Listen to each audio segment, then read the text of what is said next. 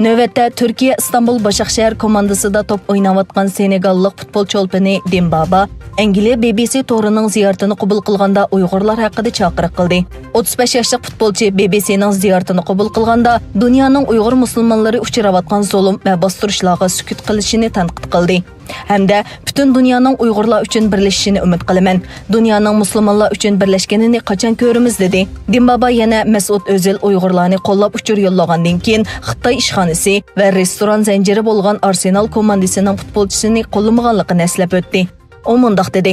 Qora tanliklarning hayoti muhimdir degan faoliyat iqtisodiy xavf ilib kelgan bo'lsa, amalga oshmagan bo'ladi.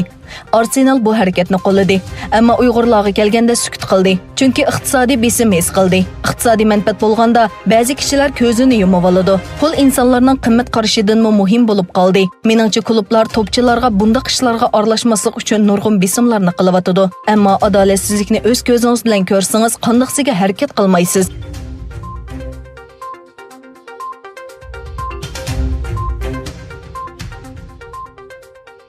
Türkiye Büyük Birlik Partiyasının reisi Mustafa Destici Efendi, agar Xitay hökuməti Şərqi Türkistanda yaşaydigan musulmonlarga ziyankeşlik qilishni to'xtatmasa, Türkiye Büyük Millet Meclisi Xitayga qarta embargo qarori chiqarib, bu qarorni darhol yo'lga qo'yishi kerak dedi. Mustafa Destici Şərqi Türkistandagi yo'ldoshlari, bolalari va urug' tuqqanlari bilan aloqalasha olmagan hamda bu vaqtda o'zlaridan yordam talab qilgan Şərqi Türkistonlik ayollar va bolalarni partiya markazida kutib olganda yuqorqi so'zlarini qildi.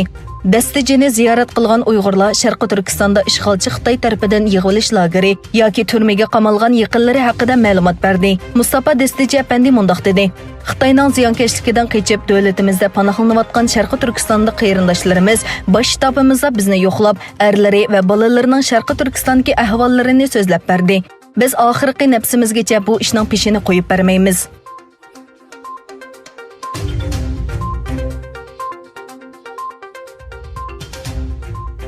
Xitoydagi ijtimoiy taratqulardan ma'lum bo'lishicha, Xinjiang Universiteti Filologiya institutining professori Abdukerim Rahman 2020-yil 18-avgust kuni vafot bo'lgan. Marhum haqidagi uchurlarda uning ziqi kesili bilan Urumchi vaqti atigan soat 8larda Urumchida 80 yoshida vafot bo'lganligi tilga ilingan. Musabit xabari tarqalgandan keyin muhojiratdagi Uyg'urlar, bo'libmi marhumning kasbdoshlari va o'quvchilari bu peshqadam ustozga bo'lgan cho'nqur qayg'ularini ifodalagan. Marhum Abdukerim Rahman 1940-yil Qashqarda tug'ilgan. 1964-yildan boshlab Xinjiang Universitetida uzun yil Uyg'ur xalq eg'iz adabiyoti darsini bergan. 1980-yillarda adabiyot fakultetining mudirlik vazifasini o'tagan. U yana Uyg'ur folklori tadqiqoti bo'yicha tunji qatim tadqiqotni boshlagan mutaxassis hisoblandi.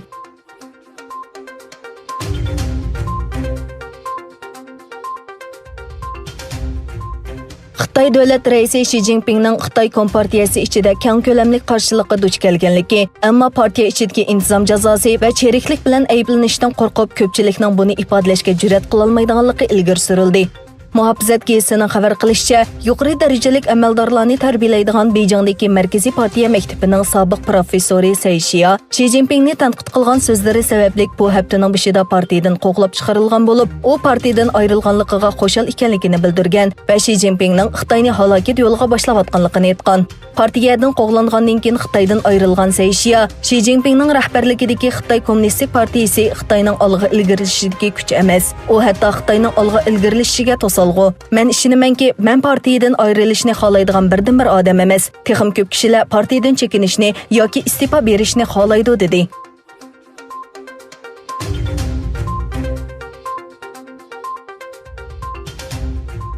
Amerika Tashqi ishlar ministrligining bayonotchisi Morgan Ortagoz yozma bayonotida mundaq dedi. Xitoy Kommunistik partiyasi 1984-yili imzolangan Xitoy Angliya birlashma xitobnomasiga asosan Angliya va Hong Kong xalqiga va'da bergan Hong Kongning oliy avtonomiyasini yo'qotadigan ishlarni qildi dedi. Amerika prezidenti Donald Trumpning buningdan keyin Hong Kongga bir davlat bir sistema bo'yicha Xitoyga o'xshash muomala qiladiganligini bayon qilgan Ortagoz, biz bugun Hong Kong doiralariga 3 dona ikki tarafli kelishimning to'xtatilganligi yoki bekor qilinganligini uqtirdik dedi. Ortagoz bu kelishimning qochqin jinoyatchilarni qo'lga olish, jinoyatchilarning qaytarilishi va paraxutlarning xalqaro tijoratidan kirgan kirimdan o'zaro bosh kechirim qilishni o'z ichiga olganligini tilga ilib mundaq dedi. Biz bosgan bu qadamlar Beijingning Hong Kong xalqining erkinligiga daxl tarus qildigan davlat bexatarlik qonunini yo'lga qo'yish qaroriga qarata cho'nqur andishimizni ifodalaydi.